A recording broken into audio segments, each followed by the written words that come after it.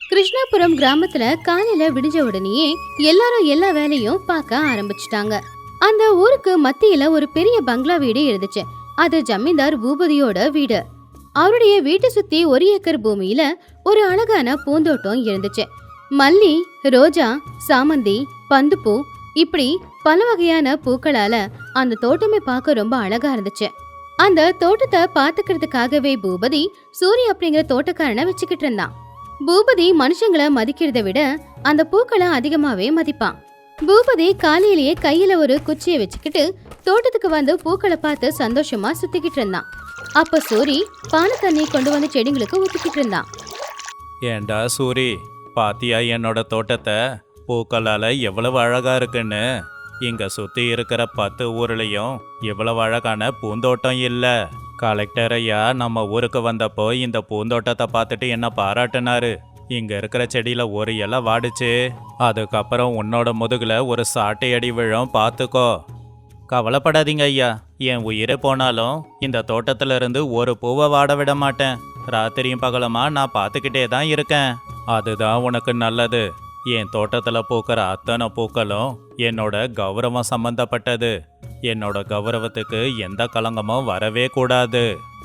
அப்பதான் ராமையா அப்படிங்கிற 7 விவசாயி கேட்டு கிட்ட நின்னுக்கிட்டு சத்தமா கத்திக்கிட்டு இருந்தான். ஐயா ஐயா, பூபதி ஐயா, எங்க மாடுங்க ஆடுங்க எல்லாம் தண்ணி இல்லாம தவிச்சுக்கிட்டு இருக்குங்க ஐயா. கொஞ்சம் உங்க கிணத்துல இருந்து ஒரு குடம் தண்ணி கொடுத்தா கூட நான் இப்பவே குடிக்க கொடுத்துடுவேன். என்னடா ராமையா, என் வீட்டு கிணறு என்ன உனக்கு தர்மசத்திரம் மாதிரி தெரியுதா? அதில் இருக்கிற தண்ணி என் மல்லி செடிக்கும் தாமரைக்குமே பத்த மாட்டேங்குது. இதில் உனக்கு எப்படி நான் தண்ணி கொடுக்கறது? போடா இங்கிருந்து. அப்பதான் வீட்டுக்குள்ள இருந்து ஜமீன்தாருடைய மனைவியான அன்னபூர்ணம்மா வெளியில வந்தாங்க. அவங்க முகத்துல ஏதோ ஒரு குழப்பம் இருந்துச்சு. என்னங்க, அவனோட கஷ்டத்தையும் கொஞ்சம் புரிஞ்சுக்கலாம்ல. இந்த செடிங்க மேல வச்சிருக்கிற பாசத்தை அங்க இருக்கிற ஆடு மாடுங்க மேலேயே வச்சா தப்பு இல்லைங்க. நம்ம ஊர்ல இப்ப நம்ம வீட்டு கிணறுல மட்டும்தான் தண்ணி இருக்கு. ஊர்ல இருக்கிறவங்களுக்கு அந்த தண்ணியை கொடுத்தா நமக்கு நல்ல பேர் தானே கிடைக்கும். வாய மூடு அன்னபூர்ணா, நீ பொம்பளை, உன்னோட வேலை சமையல் அறையில் இருக்கணும். எனக்கு வந்து அறிவுரை சொல்லக்கூடாது. என்னோட கிணத்து தண்ணி எல்லாமே என் தோட்டத்துக்கு தான்.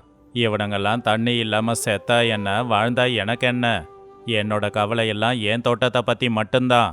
இங்க பாரு சூரி, இந்த கேட்டு எப்பவுமே சாத்தியே இருக்கட்டும். யாருமே இங்க தண்ணி கேட்டு வரக்கூடாது. நாட்கள் போய்கிட்டே இருந்துச்சு. வெயில் காலம் அப்படிங்கிறதுனால வெயில் அதிகமா இருந்துச்சு.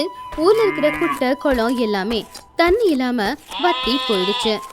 ஆடு மாடு மட்டும் இல்ல, மனுஷங்க கூட தண்ணி இல்லாம பாவம் தாகத்துல தவிக்க ஆரம்பிச்சாங்க. ஆனா ஜமீன்தார் பூபதியோட வீட்டை சுத்தி இருக்கிற அந்த 1 ஏக்கர் பூந்தோட்டம் மட்டும் எப்பவுமே பூக்களால பூத்து குலுங்கிக்கிட்டு இருந்துச்சு. சூரிய அந்த 1 ஏக்கர்ல இருக்க செடிகளுக்கும் தண்ணியை கொண்டு வந்து ஊத்திக்கிட்டு இருந்தான். ராத்திரி நேரம் சூரி ரொம்ப சோர்வடைஞ்சு இருந்தான். அவனுடைய மனைவியான மல்லிகா அவனுக்கு குடிக்கிறதுக்காக கஞ்சியை காய்ச்சி கொண்டு வந்தா. என்னங்க, உங்களை பார்த்தாலே தெரியுது, முகம் ரொம்ப சோர்வா இருக்கு.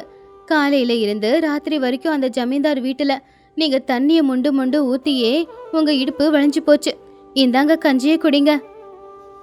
மல்லிகா, இடுப்பு வளைஞ்சதால நான் கவலையா இல்ல. ஊர்ல இருக்கிற அத்தனை பேரும் தாகத்தால தண்ணி இல்லாம தவிக்கிறாங்க. ஆனா ஜமீன்தார் ஐயா அங்க இருக்கிற செடிங்களுக்கு தினமும் அத்தனை குடம் தண்ணியை ஊத்த சொல்றாரு. அதை நினைச்சாதான் எனக்கு ரொம்பவே கவலையா இருக்கு. நீங்க சொல்றது உண்மைதாங்க. இன்னைக்கு மதியம் நம்ம பக்கத்து வீட்டு ராமையா பொண்ணுல்ல, அந்த பொண்ணு தாகத்துல தண்ணி கிடைக்காம மயக்கம் போட்டு விழுந்துருச்சு. அவங்க எல்லாம் ரொம்ப தவிச்சிட்டாங்க. உங்க முதலாளிக்கு கொஞ்சம் கூட கருணை அப்படிங்கிறது இல்லவே இல்லையா? ஜமீன்தாருக்கு பூக்கள் மேல இருக்கிற கருணை கூட மனுஷங்க மேல கிடையாது. அந்த பூக்கள் மட்டும் நல்லா இருந்தா போதும்னு அவரு நினைக்கிறாரு. நாளைக்கு ஆத்துக்கு போய் இருக்கிற மிச்ச மீதி தண்ணியை கூட பானையில எடுத்து வச்சு வண்டியில கொண்டு வந்து ஊத்தணும். அடுத்த நாள் காலையில ஜமீன்தாருடைய பூந்தோட்டத்துல இருக்கிற கிணத்துல இருந்து தண்ணியை எரிச்சிட்டு வந்து மல்லிகாவும் சூரியும் செடிங்களுக்கு தண்ணியை ஊத்திக்கிட்டு இருக்கும்போது கேட்டுக்கு வெளியில இருந்து ஒரு குரல் கேட்டுச்சு. யாரும் இல்லாம அனாதையா தவிக்கிற வயசான பாட்டி ரங்கம்மா தாகம் தாங்க முடியாம ஜமீன்தார் வீட்டு கேட்டுக்கு வெளியில நின்னு அழ ஆரம்பிச்சாங்க. ஏப்பா சூரி, தாகம் தவிக்குதுப்பா, என்னால தண்ணி குடிக்காம இருக்க முடியலப்பா. தொண்டை வறண்டு போகுது. ஒரு முடுக்கு தண்ணியாவது கொடுத்து புண்ணியத்தை கட்டிக்கோப்பா. என் கண்ணுக்கு முன்னாடி இருட்டு என் கண்ணை மூடுதுடாப்பா. சூரியும் மல்லிகாவும் வேக வேகமா ஓடிக்கிட்டு கேட்டு கிட்ட வந்தாங்க. ஐயோ பாட்டி, எனக்கு உண்மையிலே பாட்டியோட உசுறு போயிடும் போலங்க. எனக்கு ரொம்ப பயமா இருக்கு. சீக்கிரமா அந்த பானையில இருக்கிற தண்ணிய போய் கொண்டு வாங்க. மல்லிகா, ஐயாவுக்கு தெரிஞ்சது நம்ம குடிசைய நெருப்பு வச்சு கொளுத்திடுவாரு. எனக்கு ரொம்ப பயமா இருக்கு மல்லிகா. இங்க இருக்கிற தண்ணி இங்க இருக்கிற பூச்செடிகளுக்கு மட்டும்தான். வேற யாருக்காவது கொடுத்தேன்னு அவருக்கு தெரிஞ்சது நம்ம வாழ்க்கையையே அவர் அழிச்சிடுவாரு. எனக்கு பயமா இருக்கு மல்லிகா. என்னங்க, ஊரை விட்டு அனுப்புனா வேற ஊர்ல போய் வாழலாம். குடிசையை நெருப்பு வச்சு கொளுத்திட்டா வேற குடிசையை கட்டிக்கலாம். செடிக்கு தண்ணி ஊத்தலனா செடி தாங்க வாடி போகும். ஆனா இவங்களுக்கு இப்ப தண்ணி குடுக்கலன்னா இந்த உசுறு போயிடுங்க. இந்த உசுரை காப்பாத்துறதை விட நம்ம வாழ்க்கை தான் முக்கியமா? போங்க, தண்ணிய கொண்டு வாங்க. இவங்களுக்கு தண்ணி குடுக்கலனா அந்த பாவம் நம்மள சுத்திரும். தயவு செஞ்சு போங்க. சூரி பொண்டாட்டி சொன்னதை கேட்டு ஜமீன்தார் மேல இருக்கிற பயத்தை எல்லாத்தையுமே விட்டுட்டு ஒரு சின்ன சொம்புல தண்ணிய கொண்டு வந்து பாட்டிக்கு குடிக்க கொடுத்தான். நீங்க 2 பேரும் எப்பவுமே நல்லா இருக்கணும்ப்பா. இந்த வெயில் காலத்துல தண்ணி இல்லாம நாங்க கஷ்டப்படும் போது நீ கொண்டு வந்து கொடுத்த இந்த ஒரு சொம்பு தண்ணி அமிர்தத்துக்கு சமம். நீங்க 2 பேரும் எப்பவும் எந்த கஷ்டமும் இல்லாம நல்லா வாழ்வீங்க. பாட்டிக்கு தண்ணி கொடுத்ததுக்கு அப்புறமா சூரி மல்லிகா 2 பேரும் மிச்ச தண்ணிய அங்க இருக்கிற எல்லா செடிகளுக்கும் ஊத்த ஆரம்பிச்சாங்க. ஆனா தண்ணி பத்தாம போனதுனால 2 ரோஜா பூச்செடி வாடி போச்சு. அன்னைக்கு சாயந்தர நேரம் பூபதி அந்த தோட்டத்தை பாக்குறதுக்காக வந்திருந்தாரு. அவருடைய பார்வை கழுகு பார்வையை விட மோசமா இருந்துச்சு. அப்பதான் அந்த தோட்டத்துல 2 வாடி போன ரோஜா பூச்செடிய பார்த்து அவரு கர்ஜிக்க ஆரம்பிச்சாரு. டேய் சூரி, இங்க வாடா. என்ன இது? எதனால இந்த ரோஜா பூச்செடி வாடி போயிருக்கு?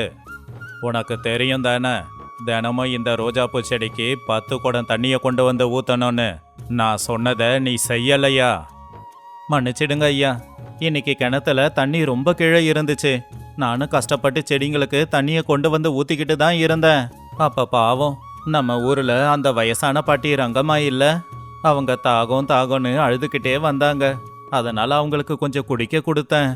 வேணும்னா என்ன அடிங்க, என் சம்பளத்தை கூட பிடிச்சுக்கோங்க. ஆனா என்ன மன்னிச்சிடுங்க ஐயா. எவ்வளவு தைரியண்டா உனக்கு? என்னோட வீட்டு தண்ணியில உன்னோட அதிகாரத்தை காமிக்கிறியா? என் ரோஜா பூச்செடியோட உயிர் எடுக்க பார்த்த உன்னோட உயிரை எடுக்க எவ்வளோ நேரம் ஆகும்? மற்றவங்களுக்கு உதவி பண்ணி என் தோட்டத்தையே அழிக்க பார்க்கற? அப்பதான் அன்னபூர்ணி அம்மா அங்க வேகமா ஓடி வந்தாங்க. என்னங்க, கொஞ்சம் அமைதியா இருங்க. அப்படி அவன் என்ன பெரிய தப்பு பண்ணிட்டான்? தவிக்கிற வாய்க்கு தண்ணி கொடுத்தா அவ்வளவுதானே? பூச்செடி வாடி போச்சுன்னா நாளைக்கு தண்ணி ஊத்துனா முளைச்சிடும். ஆனா உசுறு போனா மறுபடியும் வருமா? தயவு செஞ்சு அவனை விட்டுடுங்க. நீ அமைதியாயிரு அன்னபூரணா, உனக்கு இவனை பத்தி தெரியாது. டே சூரி, என்னோட பேச்சையே மீறி நடந்துட்டல்ல. உன் சம்பளத்தை நான் பிடிக்க போறதில்ல. ஏன்னா உனக்கு இனி இங்க வேலை இல்லை. நாளைக்கு காலையில சூரியன் உதிக்கிறதுக்கு முன்னாடி நீயும் உன்னோட பொண்டாட்டியும் இந்த ஊரை விட்டே போயிருக்கணும். இல்லைன்னா உங்க 2 பேரையும் மரத்துல கட்டி வச்சு சாட்டையால அடிப்பேன். போ இங்கிருந்து. சூரியும் மல்லிகாவும் எவ்வளவுதான் கேட்டாலும் அழுதாலும் ஜமீன்தார் ஒத்துக்கவே இல்ல. வேற வழி இல்லாம அவங்க ஊரை விட்டு போறதுக்காக பொருட்களை எல்லாம் எடுத்துக்கிட்டு இருந்தாங்க. ஆனா அன்னைக்கு ராத்திரி பூபதியோட வீட்டுல கவலைப்படக்கூடிய ஒரு விஷயம் நடந்துச்சு. அன்னபூர்ணி அம்மா திடீர்னு பயங்கர ஜுரத்தால பாவம் அவங்க படுத்த படுக்கையா ஆயிட்டாங்க. நாட்டு வைத்தியரும் வந்து வைத்தியத்தை செஞ்சாரு. ஆனா நிலைமை கைமீறி போய்கிட்டு இருந்துச்சு.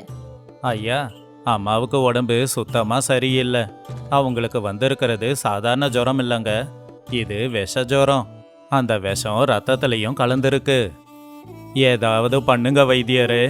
என் சொத்து முழுவதும் எழுதி கொடுக்கறேன். என் பொண்டாட்டி உயிரை எப்படியாவது காப்பாத்துங்க. என்னோட உயிரே அவளுக்குள்ளதான் இருக்கு. தயவு செஞ்சு ஏதாவது ஒரு மருந்தை அவளுக்கு கொடுங்க. ஜமீன்தார் ஐயா, இங்க பணம் வேலை செய்யாது, மருந்து தான் வேணும். இவங்க ஜுரம் குறையணும்னா அதுக்கு அமிர்தவல்லி அப்படிங்கிற ஒரு மூலிகை வேணும். அந்த மூலிகையை அரைச்சி ஊத்தனா இவங்களுக்கு ஜுரம் சரியாயிடும். ஆனா இப்ப எங்கேயுமே தண்ணி இல்லாம காடே வறண்டு போச்சு. அதனால அந்த மூலிகை கிடைக்க போறதில்ல. உங்க மனைவிய காப்பாத்த முடியும்னு தோணல. பூபதிக்கு என்ன பண்றதுனே தெரியல. அவன்கிட்ட இருக்கிற அத்தனை சொத்து அவன் ஆசைய வளர்க்குற அந்த பூச்செடி யாராலையுமே தான் பொண்டாட்டியோட உசுரை காப்பாத்த முடியாது அப்படின்னு அவருக்கு தெரிஞ்சு போச்சு. இந்த விஷயம் ஊர் முழுக்க பரவுச்சு. ஊரை விட்டு போறதுக்காக கிளம்புன மல்லிகா சூரிக்கும் கூட இந்த விஷயம் தெரிய வந்துச்சு. இந்த ஊர்லயே இருக்க கூடாது அப்படின்னு ஜமீன்தார் சொன்னாலும் ஜமீன்தார் அம்மா ரொம்ப நல்லவங்கன்றதுனால அவங்க போற பயணத்தை நிப்பாட்டிட்டு ஜமீன்தார் வீட்டுக்கு கிளம்புனாங்க. இந்த விஷயத்தை கேள்விப்பட்டு அவங்க பின்னாடியே ரங்கம்மா பாட்டியும் ஜமீன்தார் வீட்டுக்கு போனாங்க. பாட்டி கையில ஒரு பச்சை இலை இருந்துச்சு. ஐயா, அம்மாவுக்கு எப்படிங்க இருக்கு? மயக்கம் தெளிஞ்சிடுச்சா? என்னோட அகங்காரத்துக்கு அந்த கடவுள் தண்டனையை கொடுத்துட்டான் சூரி. என்ன பண்ணாலும் என் பொண்டாட்டியை காப்பாற்ற முடியல. என்கிட்ட இருக்கிற பணமோ பூந்தோட்டமோ காப்பாற்ற மாட்டேங்குது. அமிர்தவல்லி அப்படிங்கிற மூலிகை வேணுமா? அதை நான் எங்கிருந்து கொண்டு வருவேன்? கவலைப்படாதீங்க ஜமீன்தார் ஐயா, அந்த கடவுள் உங்க மனைவியை அவ்வளவு சீக்கிரம் கூட்டிக்கிட்டு போக மாட்டாரு. அவங்களுக்கு இன்னும் ஆயுள் இருக்கு. இந்தாங்க, நீங்க தேடிக்கிட்டு இருந்தீங்களே அந்த அமிர்தவல்லி மூலிகை. பாட்டியோட கையில இருக்கிற அந்த பச்சளைய பார்த்து வைத்தியரும் பூபதியும் ஆச்சரியப்பட்டாங்க. அதிசயம்தான். இந்த மூலிகை இந்த வெயில்லையும் இன்னும் உயிரோட இருக்கா? ரங்கம்மா, இது உனக்கு எங்க இருந்து கிடைச்சது? இது காட்டு இருந்தெல்லாம் கிடைக்கலங்கய்யா. இது என் வீட்டுக்கு பின்னாடி இருக்கிற தோட்டத்துல இருந்துச்சு. 2 மாசமா தண்ணி இல்லாம இந்த செடி வாடி போய் சாகுற நிலைமையில தான் இருந்துச்சு. ஆனா நேத்து உங்க வேலைக்காரன் சூரியும் அவனோட பொண்டாட்டி மல்லிகாவும் எனக்கு குடிக்கிறதுக்கு தண்ணிய கொடுத்தாங்க. அதுல என்னோட தாகத்தை தீர்த்துக்கிட்டு மிச்சம் இருக்கிற தண்ணிய இதோ இந்த செடிக்கு ஊத்துனதும் அதுக்கு மறுபடியும் உசுறு வந்துருச்சு. பூபதி ஐயா, உங்க திமிரால இந்த பூந்தோட்டத்தை மட்டும்தான் வளர்க்க முடிஞ்சுது. ஆனா சூரியோட நல்ல குணம் என்னோட உசுரை மட்டும் இல்லாம இந்த செடியோட உசுரையும் காப்பாத்துச்சு. ஒரு உசுரை காப்பாத்துனா அது 100 உசுரை காப்பாத்தும் அப்படின்னு பெரியவங்க சொன்னது சும்மா ஒரு பேச்சுக்கு இல்ல.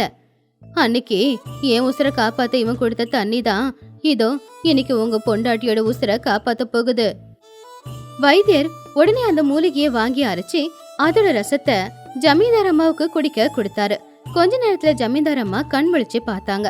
பொண்டாட்டி கண் முழிச்சத பார்த்து ஜமீன்தார் சந்தோஷமா, சூரி, என்ன மன்னிச்சிடுப்பா. ரங்கம்மா, என்ன மன்னிச்சிடுங்க. நான் எவ்வளோ பெரிய தப்பு பண்ணியிருக்கேன். திமிரு தலைக்கேறி எது நல்லது எது கெட்டதுன்னு தெரியாம போயிடுச்சு. பூச்செடிங்கெல்லாம் நல்லா இருக்கணும்னு நினைச்சேன். நான் மனுஷங்களோட உயிரை காப்பாற்றணும் அப்படின்னு நினைக்கவே இல்லை. ஆனா இன்னைக்கு நான் வளர்த்த பூந்தோட்டம் என் பொண்டாட்டி உயிரை காப்பாத்தல. நீங்க தான் என் பொண்டாட்டி உயிரை காப்பாத்தி இருக்கீங்க. பூக்களை விட மனுஷங்களோட உயிர் முக்கியம்னு என்னைக்கு நான் தெரிஞ்சுக்கிட்டேன். உங்க மனசு இப்பவாவது மாறிச்சே, எனக்கு அதுவே ரொம்ப சந்தோஷமா இருக்குங்க. இப்பவாவது நம்ம கிட்ட இருக்கிறத 10 பேருக்கு பகிர்ந்து கொடுக்கலாங்க. நிச்சயமா அன்னபூரணா. சூரி, இன்னையிலிருந்து நீ இந்த வீட்டு வேலைக்காரன் கிடையாது. என்னுடைய தம்பி மாதிரி. இன்னையிலிருந்து ஊர்க்காரங்க எல்லாருக்காகவும் என் வீட்டு கேட்டு திறந்துருக்கும். என் கிணத்துல இருக்கிற தண்ணி இந்த ஊருக்காரங்க எல்லாருக்கும் சொந்தம். யாருக்கு எவ்வளோ வேணுமோ எடுத்துக்கிட்டு போகட்டும். அந்த பூக்களை விரும்பினதை விட இனி மனுஷங்களை மதிக்க ஆரம்பிக்கிறேன். இத கேள்விப்பட்ட ஊச்சனங்க எல்லாரும் ரொம்ப சந்தோஷப்பட்டாங்க. சூரிக்கும் மல்லிகாவுக்கும் அவங்க செஞ்ச உதவிக்கான கௌரவம் கிடைச்சது. ஊர்க்காரங்க எல்லாருமே ஜமீன்தாருடைய மனசு மாறினதுனால ரொம்பவும் சந்தோஷமா ரொம்ப கொண்டாட்டமா இருந்தாங்க. பூக்கள் பாக்குறதுக்கு அழகா இருக்கும். ஆனா அந்த அழகான பூக்களை விட அழகான மனசு இருக்கிற மனுஷங்க ரொம்ப முக்கியம். மனுஷங்களோட உசுரை காப்பாத்துறதுக்கு பதிலா பூக்களோட உசுரை காப்பாத்தி என்ன பண்ண போறோம்? அது வெயில் காலம். வெயில் நெருப்பு மாதிரி கொட்டிக்கிட்டு இருந்துச்சு. கிருஷ்ணாபுர கிராமம் அந்த வெயில் தாங்காம தவிச்சுக்கிட்டு இருந்துச்சு. வெயிலுக்கு பூமி எல்லாமே வறண்டு பொழந்துகிட்டு இருந்துச்சு. ஆனா அந்த வெயில் தான் ராமையாவோட ஆசைகளை கனவா சுமந்துகிட்டு இருந்துச்சு. ஏன்னா அவனுடைய வயல்ல நெல்கதிர்கள் எல்லாமே தங்க நிறத்துல அறுவடைக்கு தயாரா இருந்துச்சு. 6 மாசம் கஷ்டப்பட்டு கண்ணிமை பாதுகாக்கிற மாதிரி பாதுகாத்த விளைச்சலது. ராமையா அவனுடைய வயல் கிட்ட நின்னு அவனுடைய நண்பனான ரங்கைய கிட்ட பேசிக்கிட்டு இருந்தான். பாத்தியாடா ரங்கா, வயல்ல விளைஞ்சிருக்கிற விளைச்சல் கண்ணுக்கு குளிர்ச்சியா இருக்குல்ல. கடந்த 6 மாசமா பட்ட கஷ்டத்துக்கு பலன் கிடைச்சிருக்கு. ராத்திரி பகலனும் வெயில் மழைனும் பார்க்காம கஷ்டப்பட்டு உழைச்சிருக்கேன். இங்க விளைஞ்சிருக்கிற விளைச்சலை பார்த்தா கௌரி ரொம்பவே சந்தோஷப்படுவா. அடுத்த வாரம் அறுவடை முடிஞ்சதுக்கப்புறம் கிடைக்கிற பணத்துல கடன் அடைச்சிட்டு என் கௌரிக்கு தங்க நகை ஒன்று வாங்கி கொடுக்கணும்டா. ஜமீன்தார் பூபதி ஐயா கிட்ட வாங்கின கடனை மட்டும் நான் தீர்த்துட்டேன்னு வச்சுக்கோ. அதுக்கப்புறம் என் குடும்பத்துக்கு எந்த கடனும் இருக்காது. நானும் என் மனைவி கௌரியும் ரொம்ப நிம்மதியா இருப்போம். ஆமா ராமையா, உன் கஷ்டத்துக்கான பலன் இதோ இந்த வயல்ல தெரியுது. எல்லார் வயலை விட உன் வயல்ல விளைச்சல் அதிகமா இருக்கு. யாரு கண்ணும் படாம இருந்தா சரி. ஆனா இப்பெல்லாம் வெயில் ரொம்ப அதிகமா இருக்கு. காத்துல கொஞ்சம் கூட ஈரப்பதம் இல்ல. விலங்குகளும் கத்தாம அமைதியா இருக்குங்க. ஏதோ தப்பு நடக்க போதோன்னு தோணுது. இந்த வெயிலால மழை வருமோ அப்படின்னு தான் பயமா இருக்கு. ஒன்றும் ஆகாது ரங்கையா. வெயில் அதிகமா இருந்தா நெல் நல்லாவே முத்தும். நெல்லை பலமாக்க தானே இந்த அனலே தேவைப்படுது. இது வரைக்கும் நல்லபடியா பார்த்துக்கிட்ட கடவுள் இதுக்கப்புறமா பார்த்துக்க மாட்டானா என்ன? இன்னும் ஒரு வாரத்துல அறுவடை முடிஞ்சு இந்த நெல்லெல்லாம் வீட்டுக்கு வரப்போகுது. அப்ப பாரு என் வீடு எவ்வளோ வெளிச்சமா இருக்குன்னு. ஊர்ல எல்லாருக்கும் விருந்தே போடுறேன் அப்படின்னு 2 பேரும் சந்தோஷப்பட்டாங்க. அதுக்கப்புறம் நடந்து அங்கிருந்து வீட்டுக்கு போயிட்டாங்க. மதியம் ஒரு 2 மணி இருக்கும். திடீர்னு ஆகாயம் நிறமாற ஆரம்பிச்சுது. நீலமா இருந்த ஆகாயம் இப்ப கருப்பா மாற ஆரம்பிச்சுது. பறவைங்க எல்லாமே பதட்டமா கத்திக்கிட்டே அதோட கூட்டுக்கு போய்கிட்டு இருந்துச்சுங்க. காத்துல மெதுவா குளிர்ச்சி அதிகமாச்சு. திடீர்னு இடி மின்னல் சத்தம் ஆகாயமே அதிர்ற மாதிரி இருந்துச்சு. இது எல்லாத்தையுமே பார்த்து ராமையாவோட இதயம் ஒரு நிமிஷம் நின்னு போன மாதிரி ஆயிடுச்சு. அவன் உடனே அங்கிருந்து வயலுக்கு போய், அப்பா வருண பகவானே, தயவு செஞ்சு நீ வந்துடாத. தண்ணி இல்லாம எல்லார் பூமியும் வறண்டு போயிருந்தப்போ ஒரு துளியா கூட நீ வரல. ஆனா இப்போ இன்னும் ஒரு வாரத்துல அறுவடை செய்ய போறோம் அப்படிங்கிற நேரத்துல இப்படி பயங்கர இடி மின்னலோட நீ பயமுறுத்தி வந்தீனா இத்தனை நாளா நாங்க கஷ்டப்பட்ட விளைச்சல் எல்லாம் வீணா போயிடும். இதை நானும் தாங்க மாட்டேன், எங்க ஊர் ஜனங்களும் தாங்க மாட்டாங்க. உன்னை கையெடுத்து கும்பிட்டு கேட்டுக்கிறேன், இப்ப வராத. ஒரு வாரத்துக்கு அப்புறம் அறுவடை முடிஞ்சதுக்கு அப்புறமா வா. ராமையாவோட கதறல் அந்த கடவுளுக்கு கேட்கலையே என்னவோ. திடீர்னு பயங்கரமான இடிமின்னல் சத்தத்தோட மழை பெய்ய ஆரம்பிச்சுது. அதுலயும் அது சாதாரண மழை இல்ல, அது ஆலங்கட்டி மழை. ஆலங்கட்டி ஒவ்வொன்றும் நெல் கதிர் மேல விழுந்து நெல் கதிர் எல்லாமே கீழே உதிர்ந்துகிட்டு இருந்துச்சு. அதை பார்த்து பாவம் ராமையாவோட மனசு ரொம்பவும் தவிக்க ஆரம்பிச்சுது. வேண்டாம் வேண்டாம், ஐயோ போச்சு போச்சு. ஒவ்வொரு ஆலங்கட்டி கல்லும் என் தலையில இப்படி இடி மாதிரி வந்து விழுதே. ஐயோ, என் தங்கம் எல்லாம் உதிர்ந்து போகுதே. கௌரி, உனக்கு தங்க நகை வாங்கணும்னு பார்த்தேனே, ஆனா இங்க இருக்கிற தங்கம் எல்லாம் உதிர்ந்து போகுதே. ஜமீன்தார் கடனை எப்படி அடைப்பேன்? உன்னையும் குடும்பத்தையும் எப்படி பார்த்துப்பேன்? மழை கொஞ்சம் நின்னதுக்கு அப்புறமா அந்த ஊரோட ஜமீன்தாரான பூபதி அவருடைய வேலைக்காரனோட வயல் கிட்ட வந்தாரு. அவருடைய முகம் எப்பவுமே கோவமா இருக்கிற மாதிரி தான் இருக்கும். பாவம் ராமையா வயல்ல உட்காந்துக்கிட்டு அழுதுகிட்டு இருந்தத பார்த்தாரு. ராமையா பக்கத்துல போய் ராமையா கிட்ட அவரு, என்னடா ராமையா, எதுக்கு இப்படி அழுதுகிட்டு இருக்க? இயற்கையோட சீற்றத்துக்கு முன்னாடி நாம என்ன பண்ண முடியும்? ஆனா உனக்கு என்ன, ஆனா எனக்கு என்ன? விளைச்சல் வீணா போச்சு சரி, ஆனா என்னோட குத்தகை பணம் என்ன ஆச்சு? நீ விவசாயம் பண்றது ஏன் பூமி இல்ல? உனக்கு விளைச்சல் விளைஞ்சாலும் விலை இல்லைனாலும் எனக்கு கொடுக்க வேண்டிய பணத்தை கொடுத்து தானே ஆகணும். உன் அழுகைய பார்த்து என் மனசு இறங்காது. விளைச்சல் போனா நீ தான் கஷ்டப்படணும், நான் எதுக்காகடா கஷ்டப்படணும்? ஐயா பூபதி ஐயா, நீங்களே உங்க கண்ணால பாக்குறீங்க. விளைச்சல் எல்லாமே மண்ணோட மண்ணா போயிடுச்சுங்க ஐயா. ஒரே ஒரு நெல்மணி கூட நிக்கல, எல்லாமே தரையில அப்படியே விழுந்துடுச்சு. இந்த ஒரு தடவை என்னை விட்டுடுங்க, அடுத்த தடவை வட்டியோட சேர்த்து கொடுத்துடுறேன். நானே இப்ப நடு தெருவுக்கு வந்துட்டேன். இங்க பாரு ராமையா, நீ என்ன பண்ணுவியோ ஏது பண்ணுவியோ எனக்கு தெரியாது. உன் மேல கருணை காட்டுற நிலைமையில நான் இல்ல. அடுத்த மாசத்துக்குள்ள என் பணம் எனக்கு வந்து சேரணும். நீ வீட்டில் இருக்கிற பொருளை விற்கிறையோ இல்லை யாருக்கிட்டனா பிச்சை எடுக்கிறையோ, என் பணத்தை எனக்கு கொடுத்துடு. ஒழுங்கா கடனை தீக்கல, உனக்கு இருக்கிற ஒத்த வீடு, ஒரே ஒரு மாட்டு வண்டி, 2த்தையும் நான் எடுத்துப்பேன் பார்த்துக்கோ. அதுக்கப்புறம் உன் நிலைமை ரொம்ப கோரமாயிடும். ராமையா திண்ணையில கண்ணத்துல கை வச்சு உக்காந்துக்கிட்டு இருந்தான். உள்ள அவனுடைய மனைவி கௌரி பாவம் அழுதுகிட்டே இருந்தா. கண்ணுல இருந்து தண்ணி நிக்கவே இல்ல. அப்பதான் அந்த ஊரோட வட்டி வியாபாரி பரந்தாமையா அங்க வந்தாரு. பரந்தாமையா அப்படின்னாலே அந்த ஊர்ல இருக்கிற எல்லாருக்குமே பயம். ஏன்னா அவர் பேச்சுல கோவமும் இருக்கும், கிண்டலும் இருக்கும். ஆனா அவருடைய மனசு மட்டும் ரொம்ப நல்ல மனசு. என்ன ராமையா, சோகமா உக்காந்துக்கிட்டு இருக்கியா? உனக்கு என்னப்பா, நீ ரொம்ப கொடுத்து வச்சவன். ஊரில் எல்லாரும் வயல்ல நெல்லோ பயிரோ விளைய வைப்பாங்க. ஆனா நீ என்னையா ஐஸ் கட்டிய விளைய வச்சிருக்க, அந்த ஆகாயத்துல இருந்து மொத்த ஐஸ் கட்டியும் உன் வயல்ல தான் விழுந்துச்சாமே. பார்க்க முத்து மாதிரி ஜொலிக்குதுன்னு ஒரு ஜனங்க சொல்றாங்க. ஆ, பேசாம அந்த ஐஸ் கட்டிய சந்தையில கொண்டு போய் வித்தினா பணமாவது கிடைக்கும்ல. ஐயா, நான் எல்லாத்தையும் இழந்துட்டு நிக்கிறேன். சாப்பிட வீட்டில் சாப்பாடு கூட இல்லை. தயவு செஞ்சு கிண்டல் பண்ணாதீங்க. உங்களுக்கு கொடுக்க என்கிட்ட இப்போ பணம் இல்லை. சரி சரி, அந்த கண்ணத்தோட இப்போ நீ அழுதா மட்டும் உதிர்ந்து போன நெல்லெல்லாம் மறுபடியும் வந்து ஒட்டிக்க போதா, இல்லை அந்த பனிக்கட்டி எல்லாம் நெல்மணியா மாறப்போதா? இல்ல. சரி சரி, என் வட்டி கதை என்ன ஆச்சு? உன்ன மாதிரி அப்பாவி விவசாயிக்கிட்ட வட்டியெல்லாம் வாங்க முடியாதுன்னு எனக்கு நல்லாவே தெரியும். அப்படியே இருந்தாலும் உங்ககிட்ட இருந்து என்னத்தை வாங்குறது? இந்த கிழிஞ்சி போன வேட்டியா? ஐயா, பூபதி ஐயா என் வீட்டை பிடுங்கிக்கிட்டு என்னை நடுத்தெருவுக்கு அனுப்பிடுவேன்னு சொன்னாரு. நீங்களும் அவரை மாதிரியே சொன்னா எப்படிங்க ஐயா? அந்த ஜமீன்தாருக்கு கொஞ்சம் கூட அறிவில்ல. அவனெல்லாம் நீ பெருசா எடுத்துக்காத. இந்தா, என்கிட்ட 100 ரூபாய் இருக்கு, இதை கொடுக்கறேன். உன்கிட்ட இப்ப சாப்பிட வீட்டில் எதுவும் இல்லைன்னு சொன்னியே, அதுக்கு தான் தரேன். அப்புறம் நீ கொடுக்க வேண்டிய வட்டியை மறந்துடு. உன்கிட்ட எப்போ இருக்கோ அப்போ கொடுத்தினா போதும். அந்த ஜமீன்தார் வந்தானா என் பேரை சொல்லு. அவனோட வட்டியை எப்படி அடைக்கணும்னு எனக்கு தெரியும்.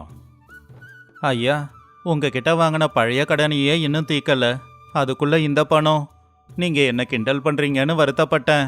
ஆனா இப்படி உதவி பண்ணுவீங்கன்னு எதிர்பார்க்கல. எப்படி இந்த கடனை தீக்க போறனோ? அதுதாண்டா என் புத்திசாலித்தனம். நீ உயிரோடு இருந்தா தானே கஷ்டப்பட்டு வேலை செஞ்சு என் பணத்தை கொடுப்ப. நீ செத்து போயிட்டா என் வட்டி பணத்தை எங்க போய் வாங்குவேன்? நீ பசியோட இருந்து செத்து போனா எனக்கு தானே நஷ்டம். சரி சரி, சும்மா சொன்னேன். விளைச்சல் போனதுக்கே இவ்வளோ கஷ்டப்படுறியே. ஊருக்குள்ள போய் பாரு, எத்தனை பேர் வீட்டை இழந்துட்டு நிற்கிறாங்கன்னு. அவங்கள பார்த்தா உன் கஷ்டம் பெருசா தெரியாது. சரி, போய் வேலை வெட்டி இருந்தா பாரு. இந்த ஆலங்கட்டி மழை பெஞ்சதுனால ஊர் இலையில இருக்கிற ரங்கம்மா பாட்டியோட குடிசை வீடு இடிஞ்சு விழுந்துருச்சு. பாவம், அவங்க ஒரு மரத்தோட நிழல தான் உட்காந்துக்கிட்டு இருந்தாங்க. இந்த விஷயத்தை கேள்விப்பட்டு ராமையா, கௌரி 2 பேரும் அவங்க கஷ்டத்தை மறந்துட்டு பாட்டியை பார்க்க வந்தாங்க. பாட்டியா அந்த நிலைமையில பார்த்த உடனேயே ராமையாவோட மனசுக்கு ரொம்ப கஷ்டமாச்சு. அவனை விட அதிகமா கஷ்டப்படுற மத்தவங்கள பார்த்து அவன் அடுத்த ஒரு அடி எடுத்து வைக்கணும்னு நினைச்சான். பாட்டி, என்ன பாட்டி இது? இப்படி ஈரத்திலேயே உட்காந்துக்கிட்டு இருக்க? உடம்புக்கு முடியாம போயிடும். கிளம்பு கிளம்பு, எங்க கூடவே எங்க வீட்டுக்கு வா. வேண்டாப்பா, நீங்களே கஷ்டப்படுறீங்கன்னு நான் கேள்விப்பட்டேன். இந்த மழை உங்க விளைச்சலை எல்லாம் வீணாக்கிடுச்சாமே. இந்த விளைச்சலை வச்சுதான் கடனை அடைக்கணும்னு நீ நினைச்சுக்கிட்டு இருந்ததா ஊர்க்காரங்க சொன்னாங்க. நீயே கஷ்டத்துல இருக்கும்போது இந்த வயசான கிழவியோட பாரம் உனக்கு எதுக்குப்பா? இந்த வயசான உயிர் இதே இடத்துல போனாலும் பரவாயில்லப்பா. ஆனா உங்களுக்கு இந்த பாரம் வேணாப்பா. பாட்டி, நீ எங்க வீட்டுக்கு வந்தா எங்களுக்கு பாரம்னு யார் சொன்னது? நாங்க கஷ்டப்படுறது உண்மைதான். ஆனா அதுக்காக வீட்டுக்கு வந்தவங்களுக்கு கஞ்சி கூட கொடுக்க முடியாத நிலைமையில நாங்க இல்ல. நாங்க குடிக்கிற கஞ்சியில நீ கொஞ்சம் கஞ்சியை குடிய. என் பேச்சு கேளு, இங்க இருந்தா உடம்புக்கு முடியாம ஆயிடும். வா, வீட்டுக்கு போலாம். அப்படி ராமையாவும் கௌரியும் பாட்டியை கூட்டிக்கிட்டு வீட்டுக்கு வந்துகிட்டு இருந்தாங்க. அப்பதான் அந்த பக்கமா போன ஒரு ஆளு இந்த காட்சியை பார்த்து ஆச்சரியப்பட்டான். ஐயா, விளைஞ்ச விளைச்சல் எல்லாம் இழந்துட்டு சாப்பிட வழி இல்லாம நீங்களே கஷ்டத்துல இருக்கும்போது உங்களை விட கஷ்டப்படுற ஒரு வயசான பாட்டியை வீட்டுக்கு கூட்டிட்டு போய் அவங்கள நல்லபடியா பார்த்துக்கணும்னு நினைக்கிறீங்களே. உங்களை மாதிரி ஆளுங்களால தான் இந்த ஊரு நல்லா இருக்கு. உங்களை பார்த்தா பெருமையா இருக்கு. ஐயா, இந்த இயற்கைக்கு கோபம் வரும்போதெல்லாம் எங்களுக்கு தண்டனையை கொடுக்கறதெல்லாம் எங்களுக்கு பழகி போச்சு. அதுக்காக நாங்க உயிர் வாழாம இருக்க முடியுமா? விளைச்சல் போச்சுன்னா என்ன, அடுத்த வருஷம் விளைய போகுது. அதுக்காக ஒரு உயிர் போனா திரும்ப வருமா? அந்த உயிரை காப்பாத்த நான் செய்யற முயற்சி தான் இது. அன்னைக்கு ராத்திரி நேரம் ஆச்சு. கௌரியும் பாட்டியும் உட்காந்து கஞ்சியை குடிச்சுக்கிட்டு இருந்தாங்க. ராமையா ஜன்னல் வழியா வெளியே பார்த்துக்கிட்டு இருந்தான். தூரல் விழுந்துகிட்டு இருந்துச்சு. அன்னைக்கு பூபதி சொல்லிட்டு போன வார்த்தைகளும் அதே நேரம் பரந்தாமையா காட்டுன அந்த பாசமும் ரெண்டும் அவனை ரொம்பவும் குழப்பமடைய வச்சுது. கடவுளே, எதுக்காக இப்படி பண்ண? 6 மாசம் நான் கஷ்டப்பட்டு உழைச்ச உழைப்ப வெறும் 1 மணி நேரம் மழையில எடுத்துக்கிட்டு போயிட்டியே. நான் ஜமீன்தார் கடனை எப்படி அடைப்பேன்? நாளைக்கு வந்து அவன் வீட்டை எடுத்துக்கிட்டா நான் எங்க போறது? ஆனா அந்த பரந்தாமையா இன்னைக்கு என் மேல காட்டின பாசம் எனக்கு ஒரு நம்பிக்கையை கொடுத்துருக்கு. எங்கேயோ ஒரு மூலையில ஒரு ஆசை அப்படியே இருக்கு. மண்ணை நம்பி வாழறவன் என்னைக்கும் வீணா போக மாட்டான்னு என் தாத்தா சொல்லுவாரு. நான் எப்பவும் உன்னை நம்பி தான் வாழ்ந்திருக்கேன். இந்த வருஷம் விளைச்சல் போனா என்ன, அடுத்த வருஷம் விளைய வைக்கிறேன். என் மனசுல நம்பிக்கையும் என் உடம்புல பலமும் இருக்கிற வரைக்கும் எனக்காக மட்டும் இல்லை, என்னை சுத்தி இருக்கிற அத்தனை பேருக்காகவும் கஷ்டப்படுவேன். மழையெல்லாம் விட்டதுக்கு அப்புறம் மறுபடியும் நான் விதைய விதைக்க தான் போறேன். ராமையாவோட முகத்துல ஒரு கவலை இருந்தாலும் ஒரு தைரியமும் இருந்துச்சு. பூபதி அப்படி மிரட்டிட்டு போனாலும் பரந்தாமையா கிண்டல் பண்ற மாதிரி கிண்டல் பண்ணி அவனுக்கு உதவி செஞ்சது அவனுக்கு ஒரு புது தைரியத்தை கொடுத்திருந்துச்சு. உள்ளுக்குள்ள ஒரு நம்பிக்கையோட இருந்தா ராமையா. ஆகாயத்துல கருப்பு மேகங்கள் எல்லாம் மறைஞ்சு போய் நிலா தெரிஞ்சுக்கிட்டு இருந்துச்சு. நாளைக்கு உதயமாக போற காலைக்காக ராமையா காத்துக்கிட்டு இருந்தான். இயற்கையோட சீற்றம் நம்ம சொத்துக்களை அழிக்கலாம், ஆனா நம்ம மனசுக்குள்ள இருக்கிற தைரியத்தையும் நம்பிக்கையையும் அதால அழிக்க முடியாது. மண்ணை நம்புனவன் என்னைக்குமே ஏமாற மாட்டான் அப்படிங்கிறது உண்மைதான். ஒரு தடவை தாய் அடிச்சா அடுத்த தடவை அந்த தாயோட கையே அணைக்கும். அதே மாதிரி அந்த மண்ணே நம்மள அணைக்கும்.